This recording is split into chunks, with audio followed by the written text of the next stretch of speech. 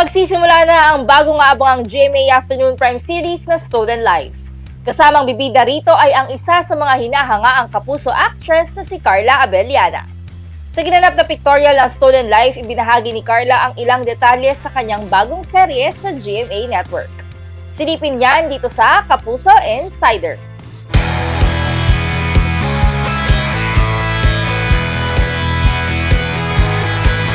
Ayon kay Carla Abellana, iba ang Stolen Life kumpara sa mga nagawa na niyang mga serye sa GMA Network.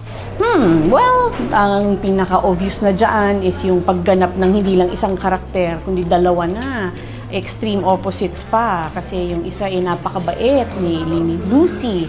Isang mother, isang wife, isang best friend, homemaker, masipag, may sariling negosyo. Yung isa naman talagang medyo may mga bad intentions.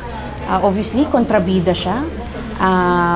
Very bitter and jealous towards Lucy, her cousin. So, ito yung first time kong gumanap ng dalawang role sa isang show, and at the same time, extreme opposites pa yung dalawang character. So, mahirap kasi polar opposites talaga yung dalawa. And basically, first time kong ganap ng isang kontrabida din.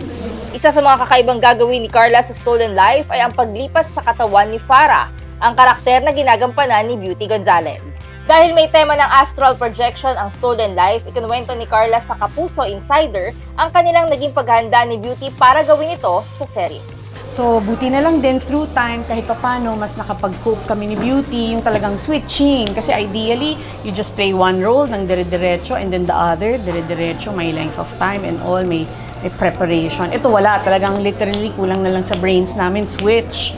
Switch na lang talaga kasi nga, you know, in every taping day, basically, talagang kontrabida, bida, kontrabida, bida, good, bad, puros ganon. So, mahirap yun, but through time naman, through the process, nakapag-cope naman kami, nagagawa naman siya ng paraan. You just have to remind yourself, sino ba ako sa eksenang to? And then you also watch your co-actress, kung paano niya pinoportray. And then, basically, pati yung look, nakakatulong yun. Siyempre, pag nag-change na ng look, ng makeup, ng damit, it helps you prepare for that particular character. So, mahirap siya, pero kinakaya naman. Ayon kay Carla, dapat tutukan ang kakaibang konsepto na hatid ng Stolen Life sa GMA Afternoon Prime. Dapat abangan ng Stolen Life kasi ngayon lang nila mapapanood yung ganitong konsepto ng astral projection or astral travel. Makikita nyo may bida at the same time kontrabida siya. Medyo kayo ay malilito din kung sino ba ang bida, kung sino ba ang kontrabida. First time kong gaganap ng ganun, na hindi ako bida lang, nagiging bad din ako. So first time yun, na sana maggampanan ko ng mga ayos, na first time ni Carla maging kontrabida, maging bad. Abangan nyo because napakahusay ni Beauty Gonzalez. Abangan ninyo because ito yung aming parang in a way reunion project ni Mr. Gabby Concepcion. And nakakatuwa yung idea, yung concept, nakakatuwa yung switching of the soul. So, mako-confuse kayo, maiinis kayo at the same time, pero promise, entertaining siya, very entertaining. Panoorin sina Carla at Beauty kasama si Gabby Concepcion sa Stolen Life sa GMA Afternoon Prime. Thank you for watching mga kapuso.